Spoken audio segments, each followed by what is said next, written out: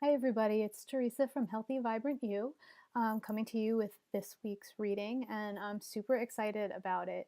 A lot of us in the community have been spending time with other members of community in these moments. So I know a lot of you are just in Bali, and others of you have been attending various events around the world where you're with like minded community.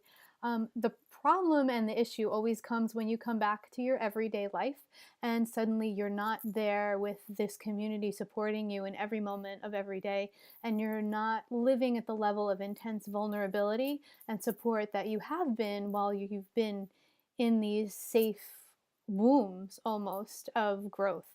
And after an event, it's easy to coast for a while. You can kind of coast on the energy of what the event was and still is within your heart. But for those of you who were in Bali, probably around this week, some of you are going to start to feel maybe that you're missing that sense of community. And it's a little bit harder for you to kind of get yourself back to the feeling that you had while you're there.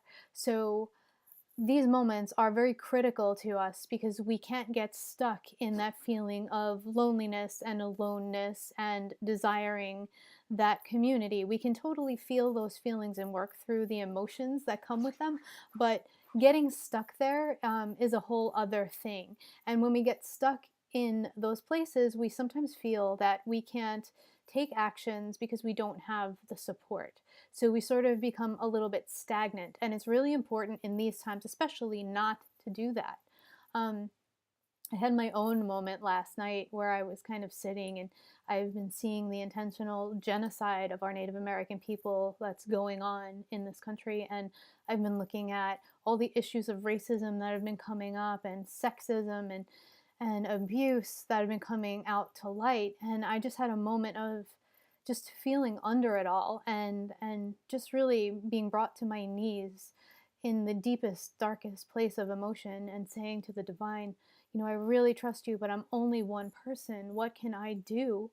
I know I'm here to change some of this. What can I do as one person? And what kept coming over and over and over again in the most loving, gentle voice was, you are supported. You are supported. You are supported. In every moment, you are supported.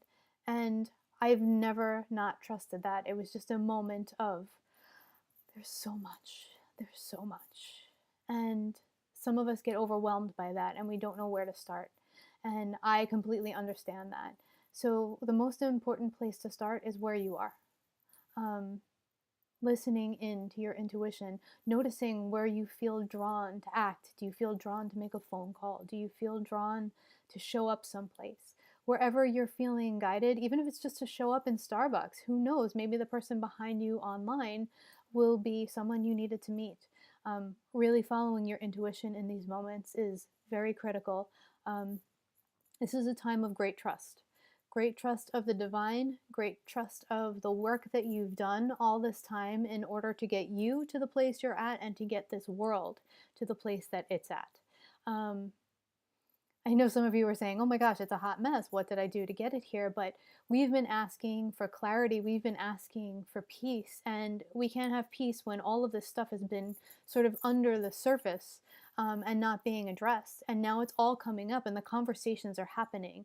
So when you are participating or you're in places where these conversations are happening about issues that are going on, it's super important for you to feel into participating and participate in the way that you can, even if it's just standing there holding presence, holding your center, holding your space of peace, whatever it is, so important right now.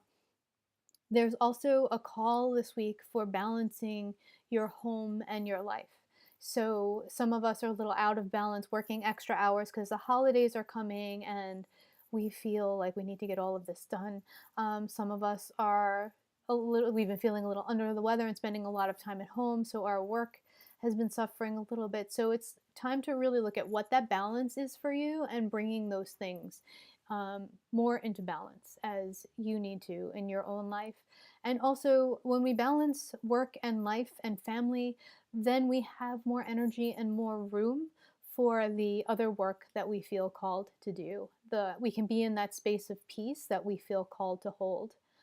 There's a teacher within each and every one of us awakening to a new degree. Even if you've been a teacher of any kind in the past, you are now being awakened to another degree. So it's uncomfortable.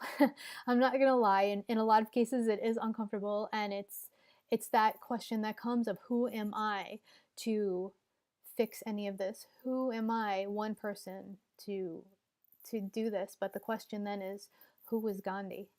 Who is Martin Luther King? You know, every person that has done anything incredible in history has had that question come.